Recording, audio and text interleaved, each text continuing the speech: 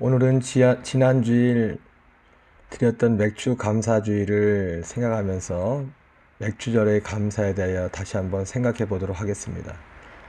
특별히 절기마다 드리는 감사의 동기와 모습은 한 사람의 신앙을 점검하는 바로미터와 같은 것이기에 더욱 중요합니다. 참된 성도는 두 가지 열매의 측면에서 하나님께 대한 감사가 있어야 합니다. 첫째, 하나님께 대한 회개의 열매로서의 감사입니다.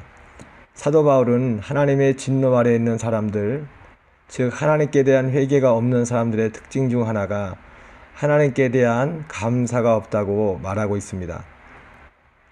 그리고 하나님께 대한 회개가 있는 사람들은 감사 이유가 외부에 있는 것이 아니라 자기 안에 있습니다. 다윗은 성전 건축을 위하여 막대한 헌금을 드리면서도 오히려 즐거워하며 그 즐거움의 동기를 이렇게 밝힙니다. 모든 것이 주께로부터 왔음에 주님께 받은 것을 주님께 드릴 뿐이니라고 말입니다. 우리가 잘 알고 있는 10명의 나병 환자의 이야기 속에 나오는 사마리아인은 자신의 병이 나은 줄 알고 유일하게 예수님께 돌아와 감사하였습니다.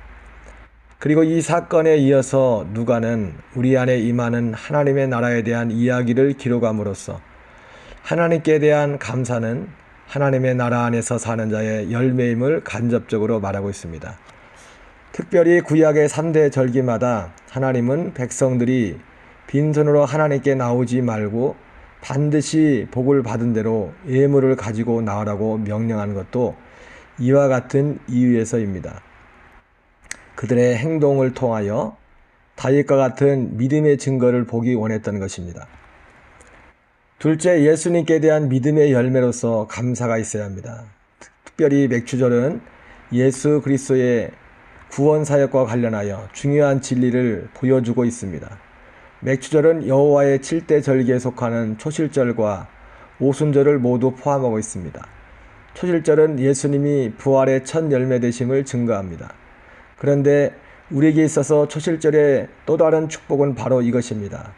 마치 예수님의 12제자들이 주께서 부활하신 후에야 성경과 예수께서 하신 말씀을 믿게 되었던 것처럼 우리도 12제자들이 부활하신 주님을 만나고 난 후에야 비로소 믿게 된 성경과 예수님께서 하신 말씀을 믿게 되었다는 것입니다. 사실 오늘날 예수님을 믿는다고 하는 사람들 중에도 여전히 이 진리를 모르는 사람들이 많이 있습니다. 예수님은 이 진리를 모르는 사람들은 믿음이 없는 사람이라고 단언하였습니다.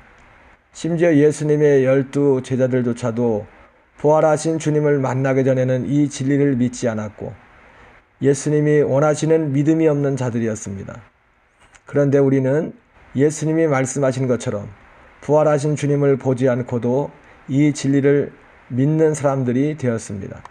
그리고 우리는 이 진리가 나에게 실제가 되는 오순절의 축복을 받았습니다.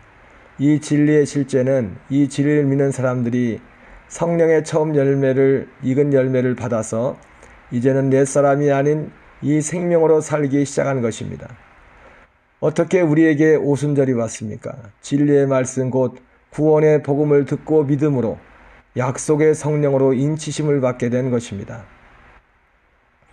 짧은 지면에 다 표현할 수 없지만 맥주감사주의를 맞이하는 저의 개인적인 감사는 바로 이것 때문입니다. 사도 바울이 가이사랴에서 죄수의 몸으로 있으면서 사람들 앞에서 이렇게 말합니다. 자기가 죄수의 몸으로 있는 것 외에는 모든 사람이 자신과 같이 되기를 원한다고, 저 역시 바울과 같이 저의 인간적인 약점 외에는 모든 교우들 안에 저와 같은 감사가 있기를 간절히 소망합니다.